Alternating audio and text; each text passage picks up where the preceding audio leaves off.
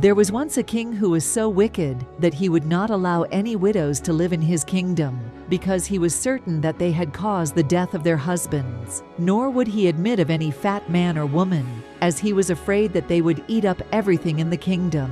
He was also very proud and arrogant, and if any man happened to be taller than himself, he would give him the choice of being lowered to a proper height by either having his head or his legs cut off. His subjects were so afraid of him and of his laws that the married women would not let their husbands go out of their sight, lest any harm should happen to them. And if they turned at all pale, or had broken sleep, or had lost their appetites, they would nurse them night and day.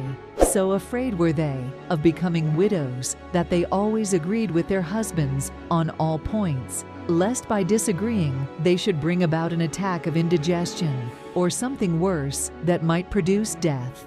And when their children commenced to grow rapidly, their fears were doubled lest they should become taller than the king. For if they fed them on pudding, which does not promote growth, they incurred the danger of their becoming fat. And if they fed them on meat so as to make them lean, they would probably grow tall. It very soon became evident that there were more hunchbacks in that country than in any other, for as soon as the children were approaching the forbidden height, their parents would suspend heavy weights from their shoulders, so that their backs became rounded and eventually humped. The young men, when they were at an age to marry, found it very difficult to get any woman to have them, because they were afraid of becoming widows, and also because so many of the men were humpbacked. But, notwithstanding the king's wickedness, it was admitted by the married men that their condition had considerably improved. There was a wide road made round the cities and towns, on which all who were inclined to be stout, both men and women, would run until they were out of breath and jump over hurdles. And there were so many of these people that the revenues of the church commenced to suffer, owing to the decreased demand for bulls, as they willingly imposed long fasts on themselves. Now, in the chief city of this country, there was a very wise man, well versed in the law and in concocting drugs, for he was the public executioner and the chemist of the place. To him, therefore, went a deputation of the people to lay their grievances before him.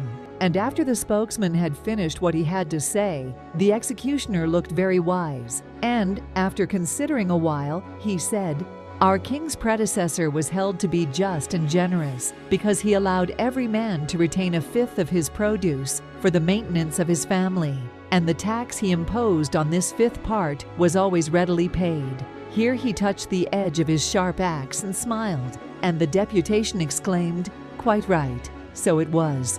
"Now the present king," continued the wise man, again feeling the edge of his axe, "has magnanimously increased your loyal tribute to him by 1 part in 100 of the produce of the land, and yet you are not satisfied."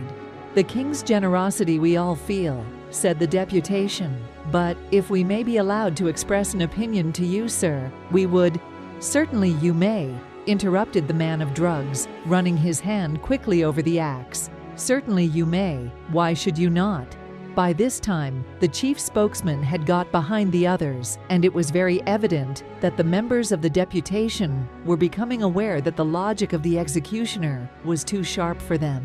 Seeing that they were all silent, the executioner went on to say that the king had, in his opinion, been extremely considerate, for he had, by the law against widows, contributed to the happiness and long life of the husbands, and by enacting that no man should exceed a certain height or stoutness, they had economized in many ways, for they ate less, and their clothes would cost them less. In fact, he saw no reason for dissatisfaction. But as they had come to him as a deputation, he felt it to be his duty to place their supposed grievances before the king, and he, the executioner, felt certain that the king would reply to them in a suitable manner. And having said this, he raised the axe to the light to see that there was no notch on the edge, which caused the deputation to tremble most violently, and to assure the executioner that they were perfectly satisfied and desired to withdraw.